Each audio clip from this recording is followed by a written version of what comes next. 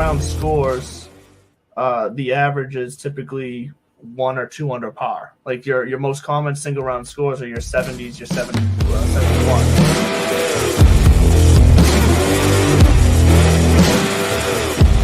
Sergio has been like, I can't wait to leave this place.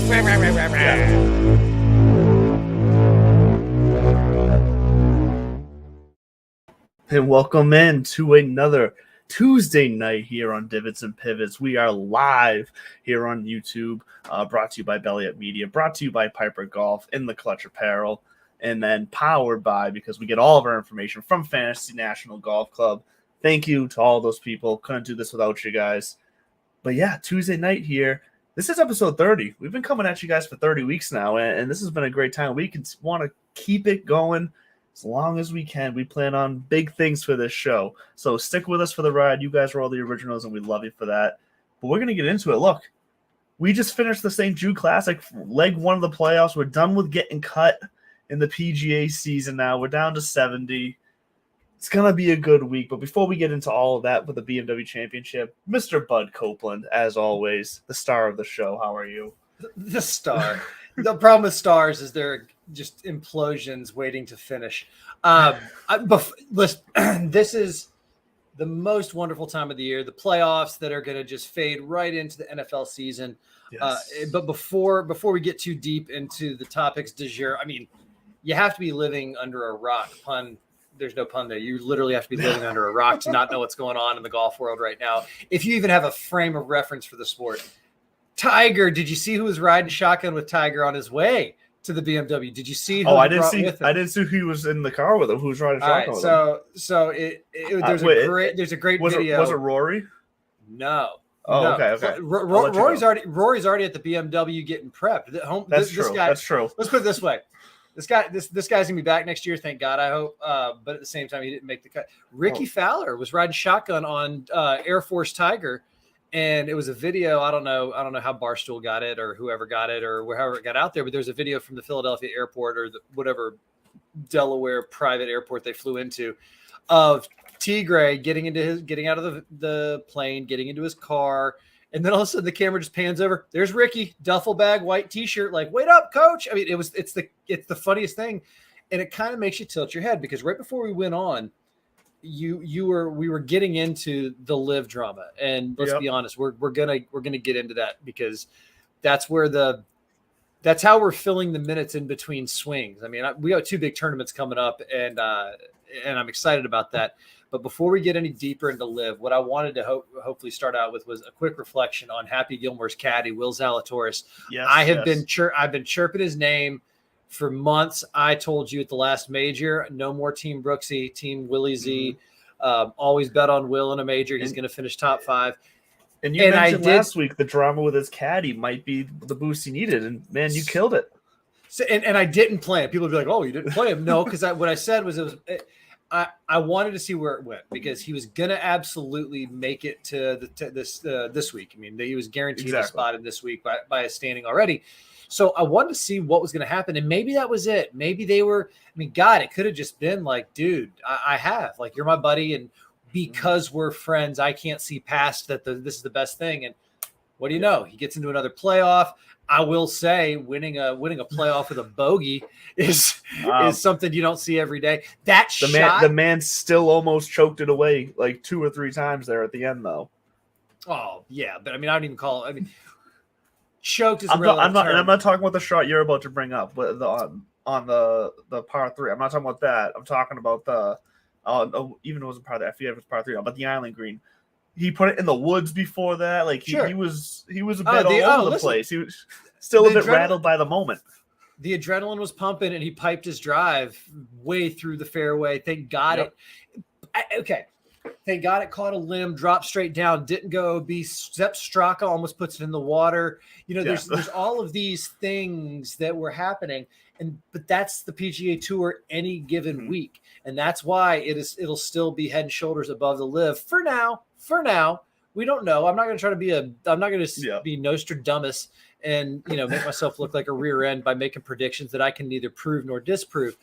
But that level of drama, you can see. I mean, and I think it was Zinger right afterwards with the most obvious comment. But again, sometimes somebody has to be the one to say it. He said, "No amount of money can buy the feeling that kid's feeling right now," and that's the truth.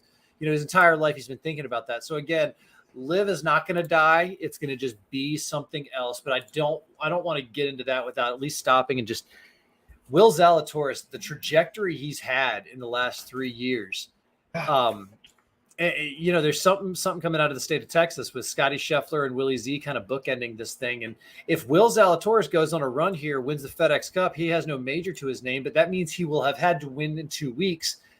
Does he all of a sudden come into the conversation with his runners-ups, whatever? His second place finishes at the majors this year, and then you get a FedEx Cup. Does that trump the Cam Smith Players Open big money year? Scotty Scheffler with his run at the beginning. Let's not forget Tony Finau's all of a sudden thrown his hat out there for maybe Player of the Year, because if he caps it with a FedEx Cup. So Will Zalatoris is the kid du jour, the topic du jour. I don't necessarily like him this week, and I do think that he's going to have a little bit of a hangover because he is guaranteed a spot next week in the Tour Championship. I think even if he were to go O2 barbecue this week, he's going to have built up such a lead that he's going to have a comfortable starting position at Eastlake. I don't know. I really wanted to make sure that we talked about him before we start chewing on all the juicy stuff that's happening down at Wilmington Country Club. On Thursday, it'll be the South Course, but right now it is somewhere in that clubhouse or back at the hotel in some conference room. Tigre, Ricky riding shotgun. And the reason I wanted to get there was because before the show, you mentioned a name that lives out there flexing. We talked about how all these leaks are all of a sudden coming out about who they think they can get. It's a great West Wing episode because everything in the world revolves around Aaron Sorkin. For you, it does. But it goes to my point. You said that you just heard Max Homa might go, and the first thing I think. Well, I didn't say that. I think he that will go. Liv is saying we think. Yes. Okay, cool, great. Whether or not Homa's people have contacted X, Y, or Z. Now that it's out there, it's real, right? We're talking about it. And there was an episode of The West Wing where they do that. They just announced that somebody had accepted a position on some commission. And they look at the person, they go, is that real? He goes, guess it is now. Like, you just put it out there. And maybe Max Homa, they're playing on vanity. They could be playing on, he's a name, he's a personality. Mm-hmm. I don't think there's a snowball's chance in hell Max Homa goes anywhere. When he talked about his experience at the Open Championship this year, the guy I don't think he made the cut, and he still talks about it as if it was the greatest 2 days of his life because where he was, who he was with, what they were doing, and at the end of the day, what it means. Rory did say at the very beginning of all this, you're offering people with a lot of money more money. And I guess we've seen that to some people, there is no such thing as too much money here. And again, that's not a knock on them. I don't fault anybody for taking the offers that are put in front of them, the opportunities put in front of them. I just think it goes back to, for some people, for your Scotty Schefflers, who is still driving his same Chevy, whatever, that's got 178,000 miles on it. For Max Homa, who genuinely probably wants to, instead of say, hey, grandkids, here's $50 million that I've set aside in trust throughout the years. Instead, maybe he works his ass off and has enough to put a little aside, but then gets to say, here's me with Tiger at the President's Cup. Here's me with Tiger at the Open Champion. Here's me winning my first major because I'm allowed to keep playing at Augusta.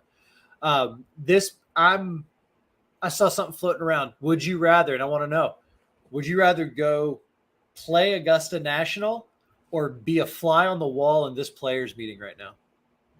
Oh, dude, I did not think that's where you're going with that question. Look, I think just because of it's in the players meeting right now for me, just because of the world that me and you live in and the way we watch golf, there's so much to that. Plus, you're sitting in a room with the guys that are in that room as well. It's hard to beat that. Arguably the top, and it's only the top 20, right? Sure. I got a feeling it's the 20.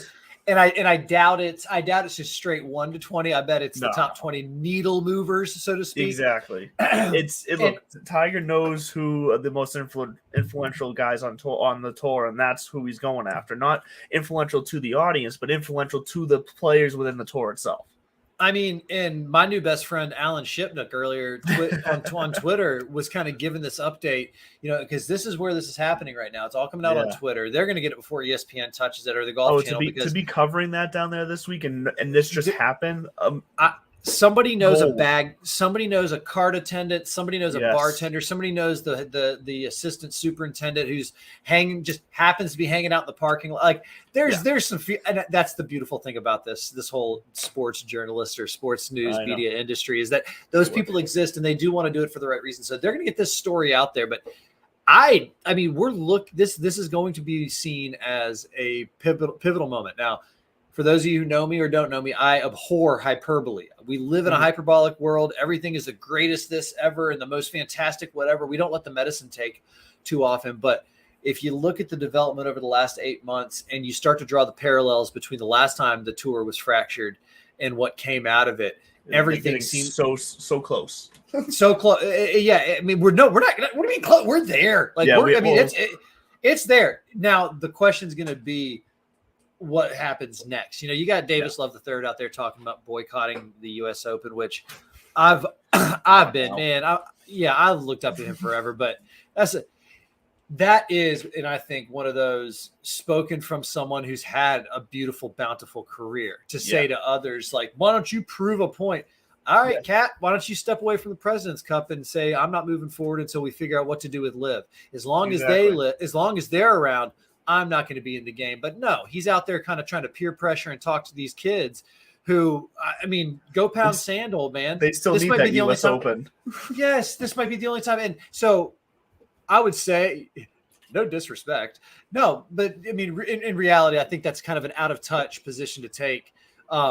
He's right in the sense that that's the influence they have. But Mike Wan and the guys, the guys and girls, the folks over at the USGA, would just look around and say, next person up. You want to give up your exempted? You want to give up your exempted spot into our Open Championship? We had X thousand entries this year, and I mean, how many of them lipped out a putt on 18 to miss? I mean, we got to pause for a moment and understand that nobody is bigger than the game. And I think some of the guys who jumped ship to go to Live have realized that like they can go. They're not so big that that this is going to sink them. This media storm will pass and everybody will focus on the higher level stuff like we are. And so to presume that anybody taking their ball and going home is going to be the answer to this is, to me, short-sighted.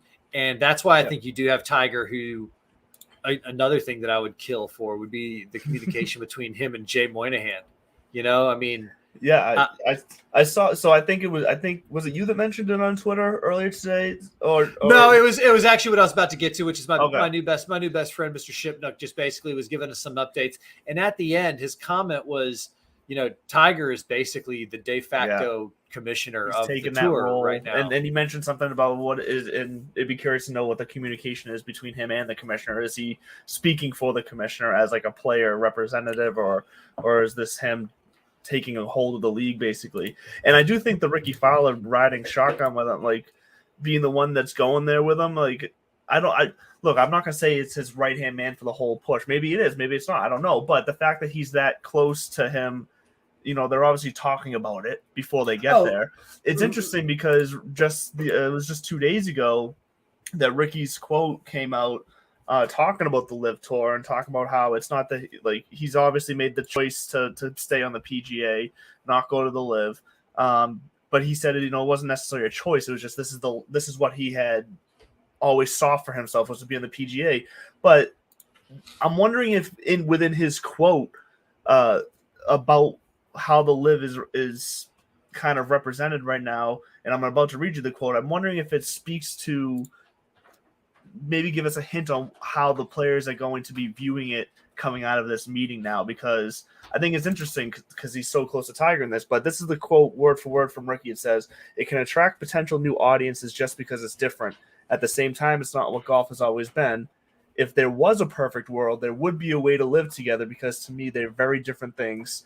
Then that's the end of the quote. Actually, I thought it went on from there. But the fact that he's obviously saying, like, in a perfect world, the Live and the PGA get to exist and grow the game of golf. Do Do you think that's the way Tiger's going into this meeting saying the same thing, or that same sentiment where he wants all the players to kind of buy into that idea that, hey, let's find a way to coexist here. Let's not, spout off at the Live Tour guys when they come and play these PGA Tour events. Let's let them make their decisions and let's just focus on golf. Or do you think they're in there talking about, no, we're the PGA. PGA will reign forever. Let's stomp out the Live. I don't think they're. I was with you, and I was about to say a little bit of both until you went stomping. Yeah. I was trying to give the two extremes. That's a little extreme. You say the word stomp, and I immediately think of Ed Norton standing in his boxers. And if you know what I'm talking about, it's the most cringeworthy thing ever. So I didn't mean that type of. Geez. I know. I honestly think it's the former. I think coexistence is the. Yes. It's not only, and it's not that again. I don't think there's no dearth of talent out there. I mean, genuinely, I think you take the the next 10 up from the Corn Ferry, and you just keep doing that, saying, all right, 1, 2, 3, 4, 5, y'all are going to Live. All right, bring 5 more up. It's going to level out, because what you are talking about, when you get to pro sports, you get to like the NBA, there's only 400 players in the NBA, right?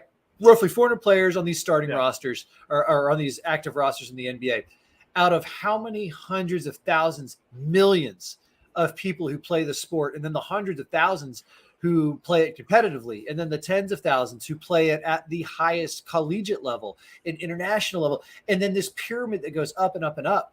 Yep. If you are Bradley Beal, if you are Zion Williamson, and it doesn't take us long. Now, the only reason I put those two next to each other was because Zion actually is one of those that might be fading. Bradley Beal gave one of these talks to a bunch of youngsters, like, this is why you have to work, because I'm safe. Like, there's like, you're not going to outwork me. It was a mentality thing. But I do think that would eventually, that's what's going to happen. We're going to have another year of attrition, and it might not even be a year. And I think that kind of might be this thing where, who knows? What I heard was literally, and that was the quote, literally everything's on the table. And so when they might say, okay, after East Lake, you have until the end of the year to decide what you're going to do. And that would be the equivalent of stomping. I don't think they're stomping anybody, but I don't think they're going to draw the gauntlet. I think they really are going to say, let's just press pause. Everybody put their guns down. Liv's got a couple more events the Live can keep operating. Let's be honest. They're not making any money right now. Greg Norman even admitted it. He goes, this year's about the product, showcase the product, attract the investors, get the talent in line, which they've done. And they've got a pretty good setup, and it's even like Ricky said, it's an intriguing idea, and it might be a landing place.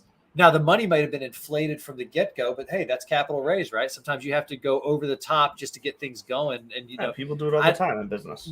I don't think they're signing $100 million contracts to every golfer who comes over to Live. Instead, I think it's going to be much more of a, here's the opportunity, and it can be a lucrative opportunity.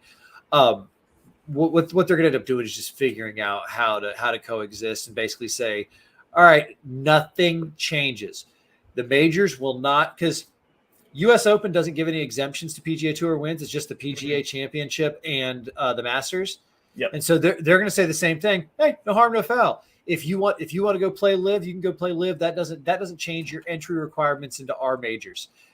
You still have to. And now there are other ways for them to come in, such as through official World Golf Ranking points. And that's where there's going to have to be a little maybe give and take to say, maybe the Asian Tour events, if you start saying, look at who we're bringing over, they go, all right, bloop, bloop, bloop, bloop. You get a few more World Golf Ranking points in those events, and that's where they're going to be able to feed it in. And I guarantee you the DP World Tour is going to just basically, once Live and the PGA Tour kind of sort it all out, DP is going to go, all right, we're good. And if you want to come here too, you can. If you don't, we're fine with that.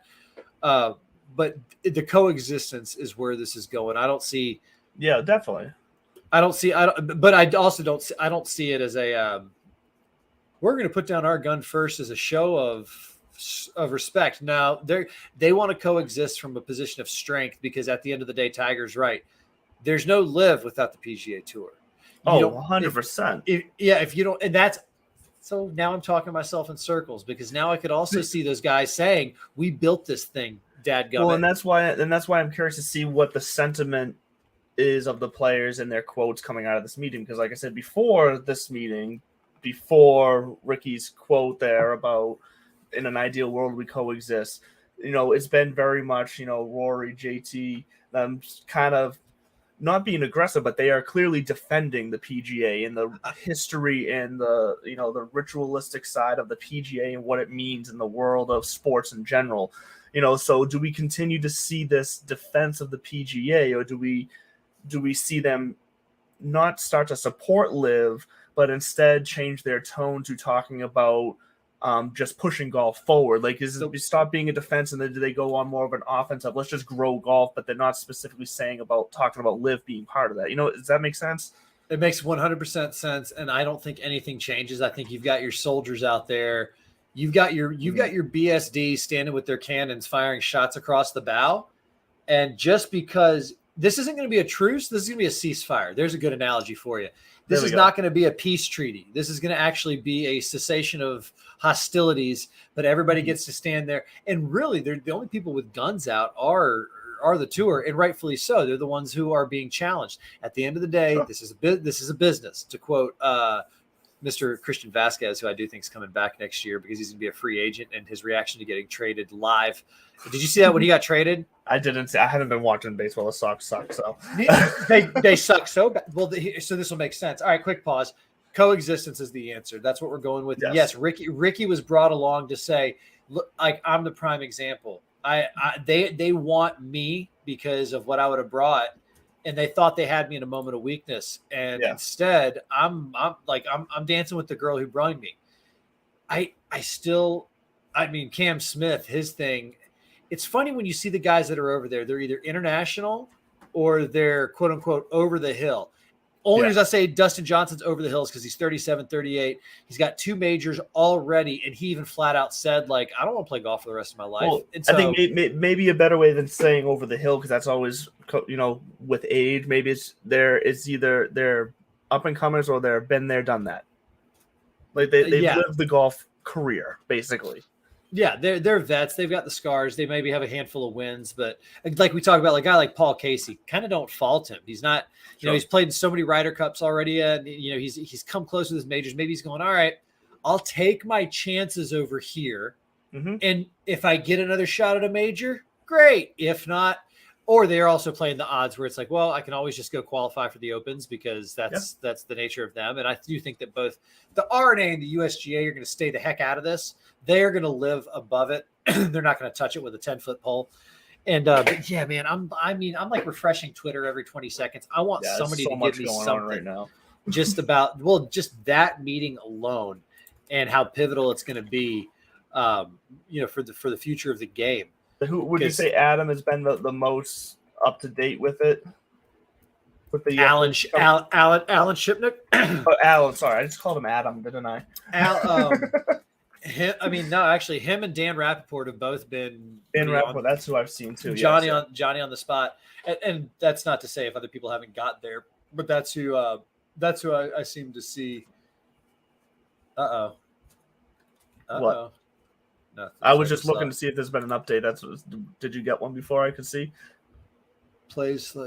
No, I think people are on Twitter doing the embodiment of what we're talking about. Which for the people in their cars right now listening to this on podcast, are like, guys, this is great. This is some great podcast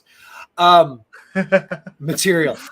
But that's what's going on right now. It is the whole freaking. It's happening. It's happening as we're doing this. And the whole universe revolves around, the people in not the whole universe, but the whole competitive golf landscape can be shifted by the people in this room. Back to what you were saying about the people who have come out, Billy Horschel pulling 0 punches, being like, listen, I feel like just people are being fake. They've lied to my face. And so, to hell with them. I mean, he didn't say that, but that was basically it.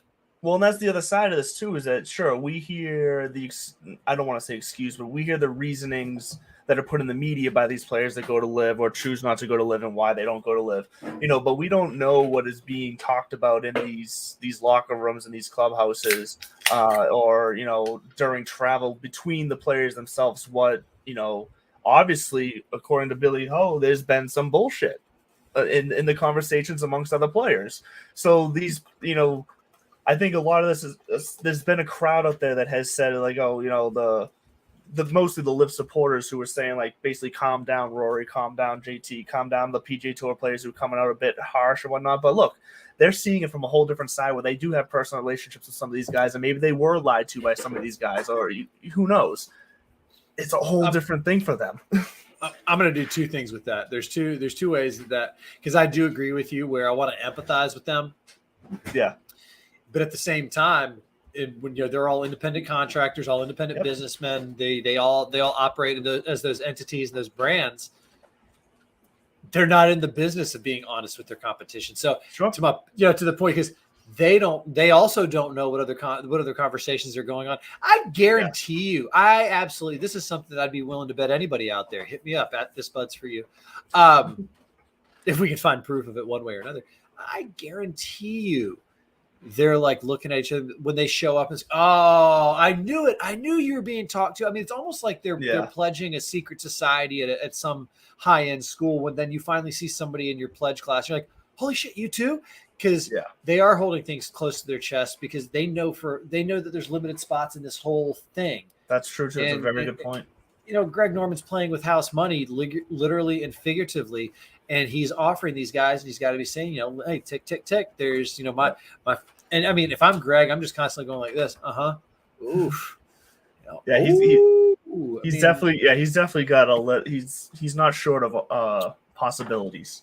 Now, one thing I don't want to get lost in all of this was the announcement earlier this year that there's going to be an approach to do a basically live a female edition or a ladies edition. I think they're just going to call it like a ladies live or something like that.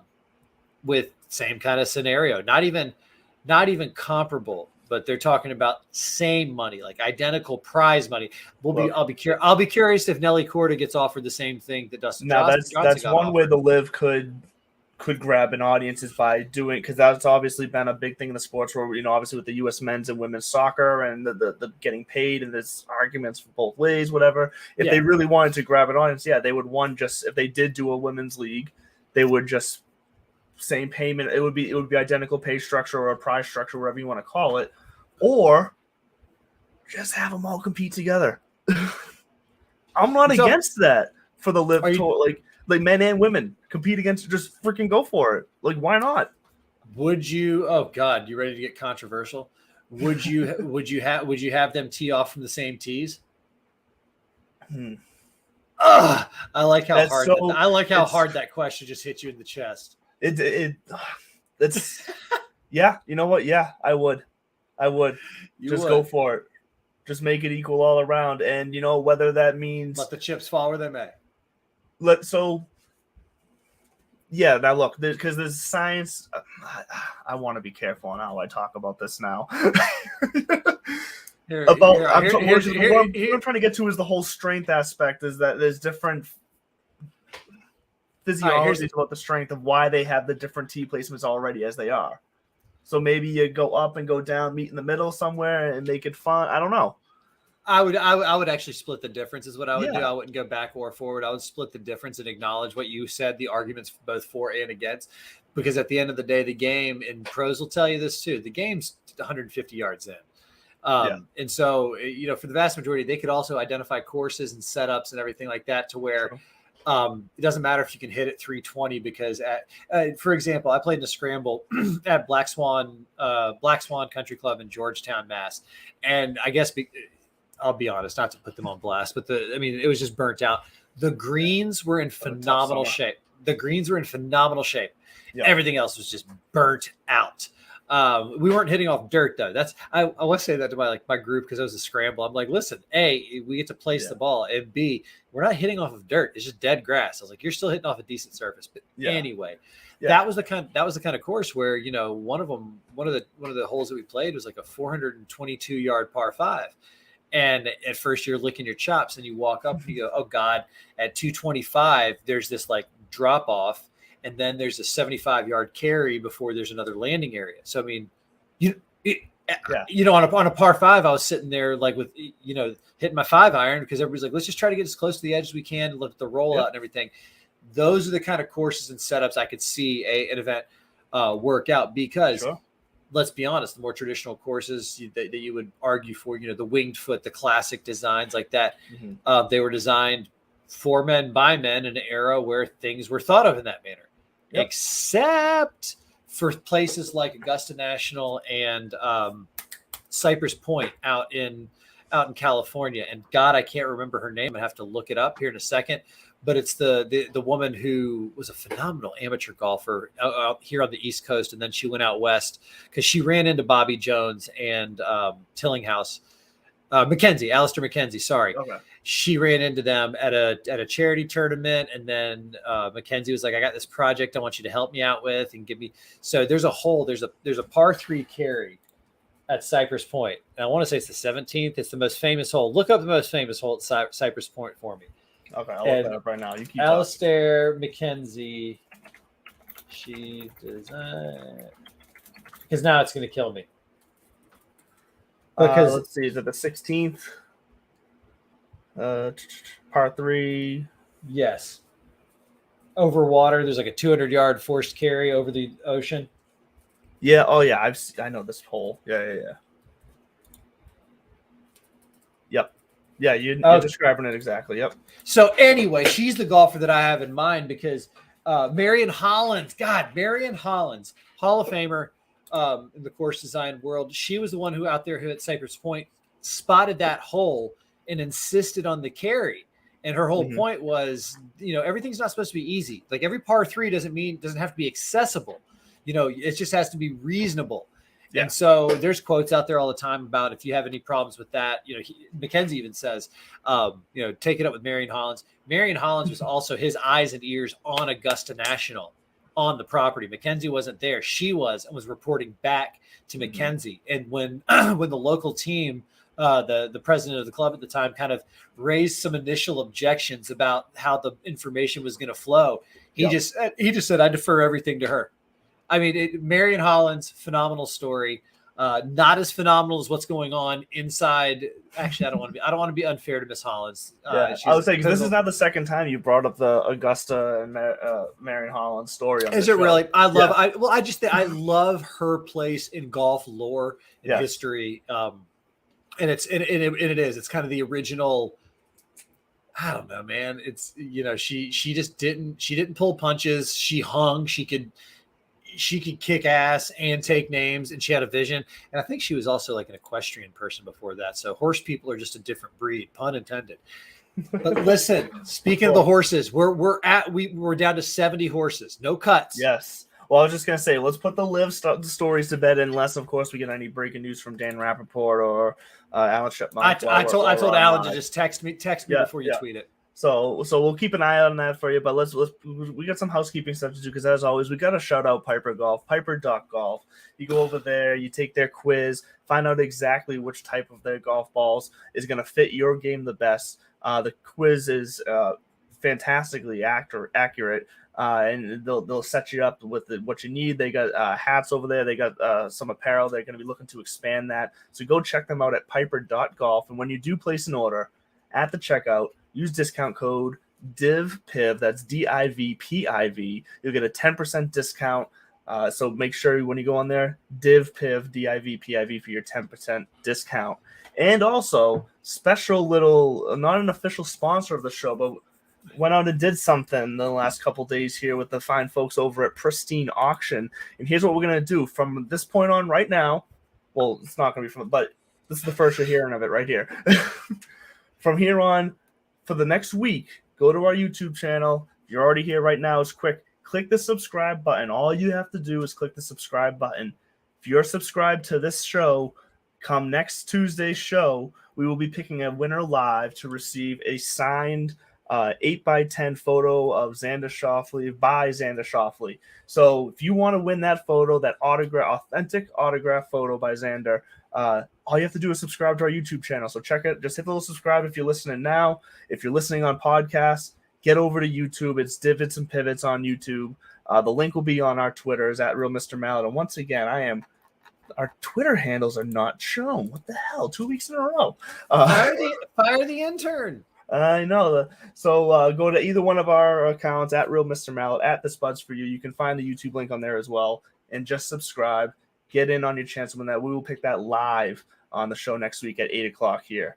But yeah, so that's that pristine auction. We'll hoping to do more with you in the future, but let's get into the BMW championship here, because look, we're down, like you said, we're down to 70. Oh, the hand's coming up. Do we got something? Stop it.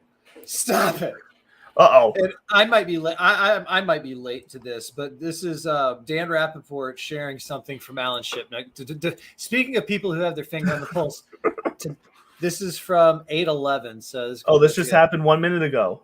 Are you talking about that? The one that Alan tweeted 23 minutes ago, and about Patrick Reed? Yeah. Patrick Reed sued Brandel Chambly at the Golf Channel for defamation in U.S. court, claiming, quote, calculated malicious attacks have had a direct effect on Mr. Reed's livelihood. The suit also claims the defendant. All right, that's it. The benefit of the doubt on Patrick Reed just ran. Yeah.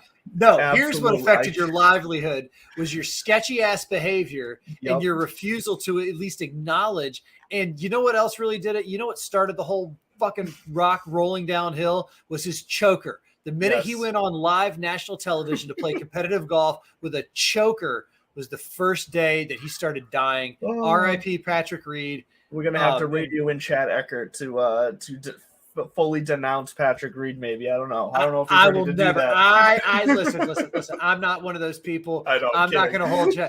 That actually would be great though. It would be hilarious. So do you still? Listen, I wouldn't bet the house on Patrick Reed, but I would put some wagers on him when he hits the PGA Tour Asia. But seriously, suing for defamation. That's grand. You knew what you were doing when you got dressed. Yep. So sorry. Do you want to talk about actual golf? I thought you had some great breaking news there, and it was just hopefully. I'm so sorry. Your hand just came up so fast. You were like, "Stop the presses."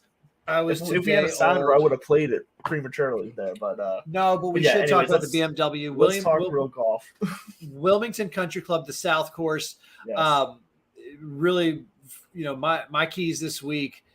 We're getting down to the nitty gritty. We got the top 70, which also means the cream has risen to the top. Strokes gain home life is going to be always my differentiator, which in the real world translates to things like recent form, calculated ownership, that kind of stuff factors in. I'm riding form a lot this week and going forward, honestly. So form called you back. And then, but as far as like the actual skill set's concerned, par fours. We're at a level now where par fives, you just kind of assume that these guys are going to make birdies because that's how good they are. And then so at par three it is always, no matter what course you're on, if you birdie a par three, you're gaining ground on the field. So really the rat race, or I guess we're not doing a rat race anymore. Now we're in the thoroughbreds. We're in the horses. The horse race is really happening on the par fours this week. So look for your ball strikers, look for your putters, and look for your guys in their par four efficiency. That's my mental model. But did you get any deeper when you started going into Fantasy National? I mean, we're pretty much on the same page there. Strokes gained, putting, strokes. Sheesh, what a mumble that was. Strokes gained, short game. Mr. Gilmore, I'm your cat. I'm right there with you on par fours. I did go a little bit more specific and did for this course specifically 450 to 500 yards, and then birdies are better gained because as we saw last week, there was some low scores. So we gotta chase those. We gotta be able to jump ahead some guys. So I want to find those birdie makers. And yes, and I stuck it to 4 this week because look, I did want to put a higher emphasis on the recent form, and the storylines because like you said. It's funny because I've been back and forth on Willie Z. I'm playing him this week because he came out and proved that he could win last week. I still didn't love the way he had to do it because I think it still could have easily been another second place finish where we're looking at him as a choke job and the caddy had nothing to do with it. And it's the same old Willie Z. So I don't think we were far off. I don't think we were far off from having the same storyline on him. It just happened to break his way this week. And that's ultimately what I think is going to stop me from playing him is that he can still get your DraftKings points, but we really need to find the guys who can win at this point. There's only 70 golfers. And the thing I want to point out especially when playing DraftKings for this week and the week going forward, ownership calculations are now going to look differently. So obviously in the past, if someone is projected 25% ownership, that's a hard pass, no chance in hell right away. There's no edge in that. People who are like 16% ownership this week, that's almost the same as looking at like 11 or 12% ownership in weeks where there's your normal 150 player golfer field. So because of the smaller field, ownerships are going to be higher than normal. So just when you see some projected ownerships, if you're doing those calculations, don't freak out when you see some of those high percentages. You gotta look at them within the vacuum of only 70 players and kind of roll with that. So, because look, I think I'm going to play Tony Finau this week, and he's projected 25% ownership because he's just one of those. He's one of those home life guys. He's one of those. He's just on fucking fire right now, and you can't not play him. Just saw the stat: 10 rounds, 10 consecutive rounds in the 60s. The last guy to do it went on a run of 14. Goes by Eldrick. And I agree with what you're saying. You got to eat chalk this week, and you just want to make sure you're eating the right chalk, eating the most chalkiest chalk of the. I don't agree that you have to eat chalk this week, though. We'll get to that later. No, here you want to be the rightest of right. So if and I'm not saying that like just because everybody picked somebody, but you want to be. There's going to be 4 or 5 guys that everybody picks. Like you said, you're going to have to swallow some 25%, maybe like a 28, 29%. You don't want your whole lineup to be, you don't want the whole lineup to be chalky as normal. Because there's no real leverage play with everybody making the weekend. You have opportunities for points on points on points, which makes it hard for you to make up your 250-point deficit that we have. 2 events. It's not impossible though, because I'm with you. It's not impossible. I'm looking at Tony Finau. So this week, and if you're new to the show, welcome. For those who've been with us before, we've stopped going kind of in deep in each tier. Instead, we look for our 3 or 4 kind of Piper Gold plays for the guy who plays the Gold Pipers over here, and we like to show where we would plant some flags or some folks that you really could build a lineup around. Sometimes we go down to the 6-7K range because we know we got to get some value play, and that's where with those leverage plays.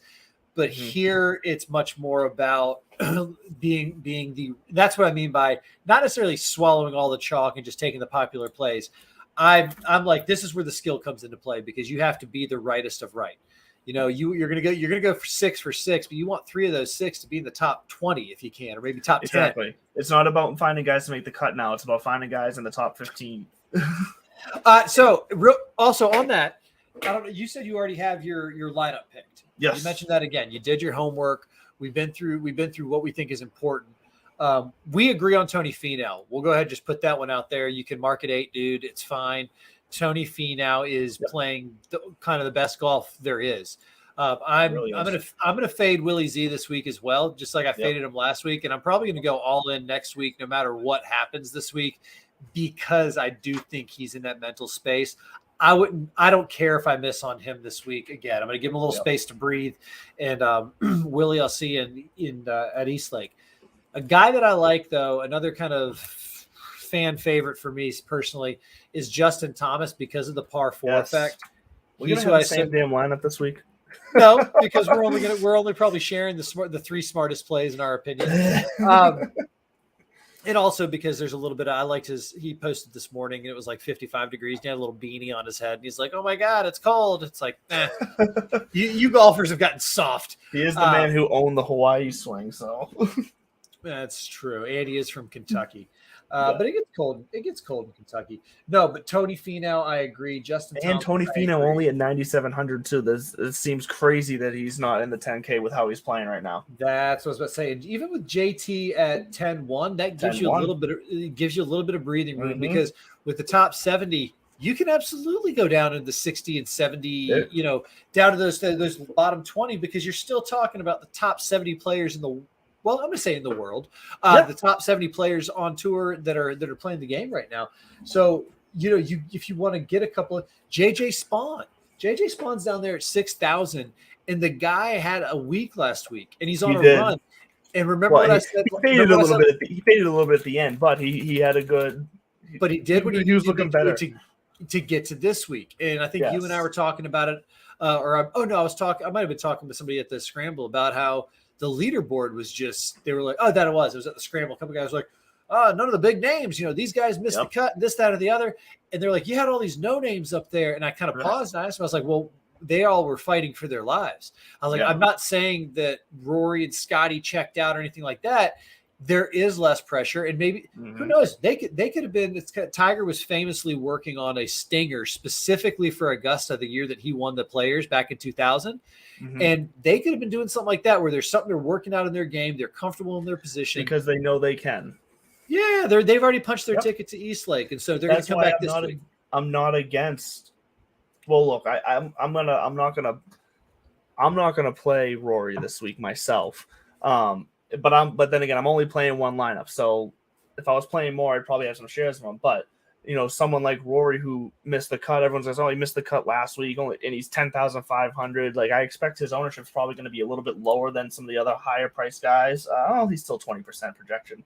But Rory's someone that, to your point, I think could turn it back on this week and show up because he's been playing great golf up until last week. He didn't play good, but he was playing great golf before that. I don't, and he's a guy who can turn it back on. And so Rory also, he took, there's a great quote from him. This isn't direct, but he basically said after the Open, I took 2 weeks off. He goes, he's like, I don't know if I ate a vegetable. I don't know if I swung a golf club. He was like dead serious. He's like, I didn't do anything.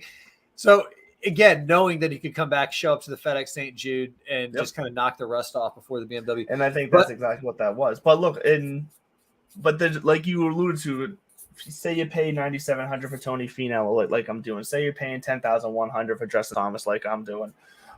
You do still have to do the math and find some value lower in, but I'm going right back to the well for me. Mr. JT Poston still at only 7,300, who is another guy who was playing some of the best golf he's ever played on tour right now. These are the guys who we've seen it before in these playoff tournaments. They feel different to these guys out there, and when they catch a run, they tend to ride that run through all of the tournaments, or at least as far as their ranking allows them to go. But JT Poston, I'm going to play him again. He's 7th in putting in the field, 1st in short game in the field. And then top 30 for birdie or better and par fours between 450 and 500. Like JT Poston, I'm going right back to the well. He's done me well the last few times I've played him. So I'm going there at 7,300. And with how he's been playing, still under 9% projected ownership. He's at projected 8.3 right now. You shouldn't be sharing all your notes. I didn't have. By the way, first of all, I was going to bust your balls for you saying "well" twice that close together, but you walked right through it like a pro, and I appreciate you for that. JT Poston I like too because I flagged him. I haven't counted him out, but you spoke my theory, which is I'm going to say it right now. Next week, strokes gained, putting, ball striking. Those are my two basically. Who's hitting it the best and who's putting it the best, and that's who's going to win next week. That rings true for this week, right? We talked about putting being one of the main factors. JT Poston, God, he's been just raining birdies ever since for the last few weeks, which could dry up. You never know; it could dry up, but I'm going to ride it as long as he shows me he can do it. Yeah, and there's a guy out there who's not necessarily up with the putting, but Tom Hoagie is a name that I'm bringing that back up because Tom Hoagie pretty low in my rankings. No, well, you can take your rankings and shove it. 21st in ball striking, 13th in approach, and 44th in putting. On the bottom half of the putting, but if he is striping it and he's striking it, and he's one of those guys down there, 6,300. So he's got to perform this week to make it to next week. There's that extra effort. I just like him as a dark horse. I'm not putting him out there for one of my plays. He jumped out at me just as like a strokes gained home life. One of those. Yep. Who's another JJ Spawn who might come out of the woodwork this week to say, remember me? Turn it on to stay on for one more week, kind of thing. Yeah. And that is something you reminded me of a good point though, because as we are spitting out some of these rankings in the field, in most weeks when we sit there and say, 35th in whatever stat we're talking about, usually is all right, pretty good. Well, in this week it's the bottom 50% because we're talking out of only 70 guys. So when you're listening to us, if you hear us say 35, ranked 35th. For instance, Zanishoff is 35th, par fours, 450 to 500 yards. Most weeks it's like, yeah, that's passable, whatever. This week it's not that great because he's right in smack dab in the middle of the field. So just keep that in mind as you listen to this talk as a little disclaimer. Russell Henley keeps on popping up. I mean, he's hitting the ball well, but he's second in approach, not eighth around the green. It's the putting, man. I don't know why. Well, I gotta stay away from anything that's not top 20 in putting. Well, so you know who's been, and that's the exact kind of approach I took. Other than, and that's kind of why I'm not going to play Rory. Yeah, but that brings Wyndham Clark into play. You played quite a few times, but look, someone who keeps popping for me too is Tyrrell Hatton. Tyrrell.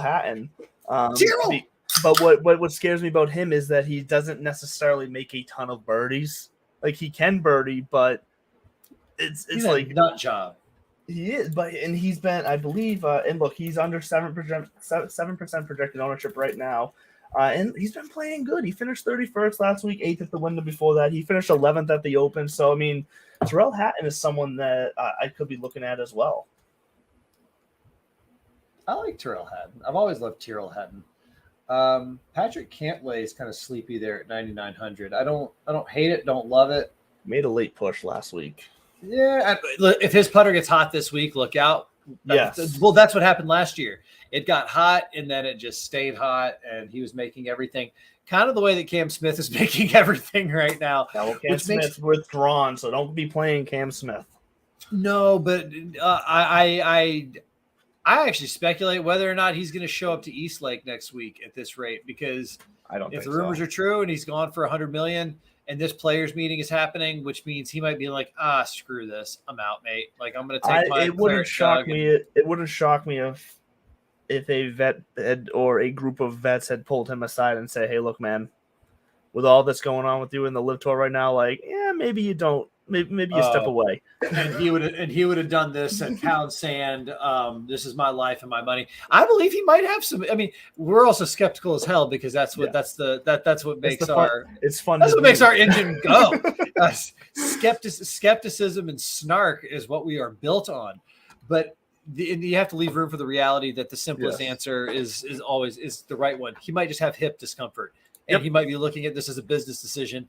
I know I've got a guaranteed shot at $18 million in the FedEx Cup. If I, already I'm qualified, I don't want to push it. I'm going to rest up. I mean, it's a very fair point. But my theory is a lot more fun. Well, of course, and I genuinely think I leave room. I've accepted that he's probably gone. These people have been more right than wrong, but I also like to leave room in my brain for the possibility that he hasn't announced it yet. He hasn't said anything yet. And at any given moment, he could say, like, absolutely, I'm not going anywhere. I didn't feel the need that I had to address.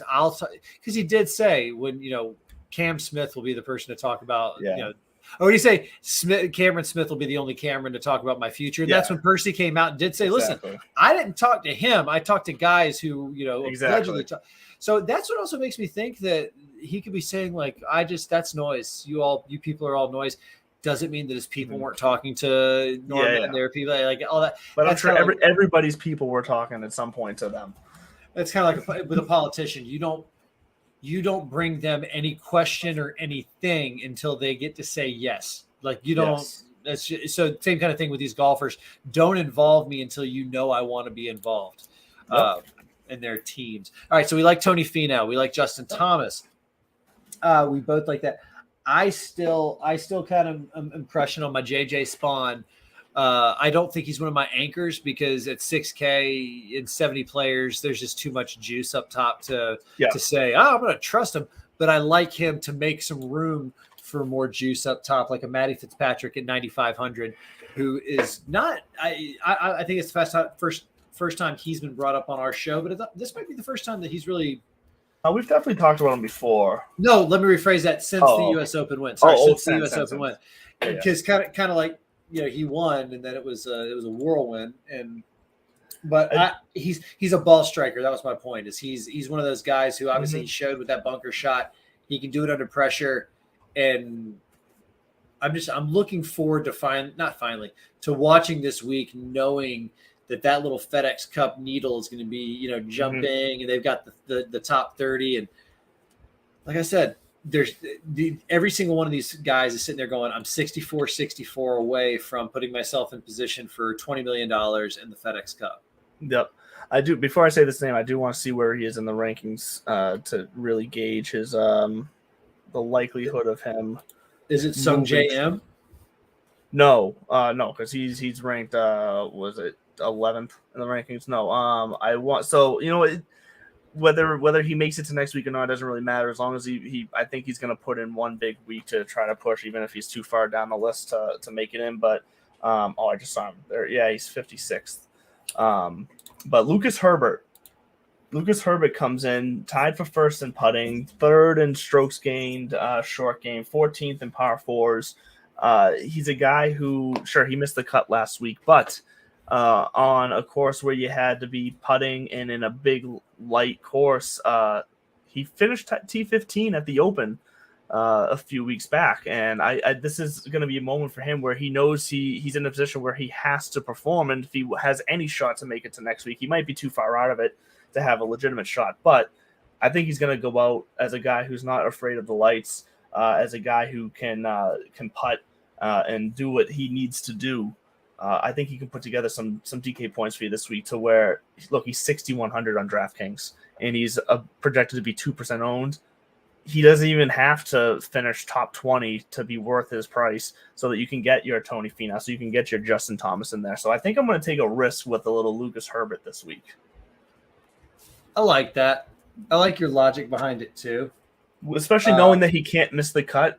He could, he could do 2 out of 4 rounds, be really good, and then just be even or over par for the other 2 rounds. But he still gave you 2 good rounds, and that's where you're going to get your points. So 2 good rounds would be enough to pay off $6,100. If you need to make a little room in your lineup, Andrew Putnam is coming off a T5 and he's only 6,200. He doesn't exactly break the bank with the stats, but if you're talking about just riding a hot hand or a wild wave, Andrew Putnam is. If you haven't done so already, go subscribe to the show. Yes, find the little button on YouTube, click it. You don't even have to watch the whole thing right now. If you're coming in right at the end, don't worry. We'll see you later. You can also catch us on Spotify or anywhere else you find our podcast. Yep, it also will re-air at 10 o'clock tomorrow morning on Belly Up Sports YouTube channel. So you can watch it at any time. Plus on demand on YouTube. That's the way YouTube works. This like mirrored camera thing really screws me up. But thank you once again to Fantasy National Golf Club. Shouts to the Moose, Belly Up Media for always for letting me crash your party and hang out in the clutch, and Piper for your ongoing support. It's gonna be a fun week with the BMW Championship. Look for us on Twitter at This Bud's For You, at Real Mr. Mallard, and we're gonna have some good stuff coming for you over the coming days and weeks. Andrew, back to you in the studio. I mean, what else is there to say? You just closed the show out. I guess all that's left to say is goodbye, good night, and good day. Adios, everyone. See you next week, 8 o'clock Tuesdays, YouTube.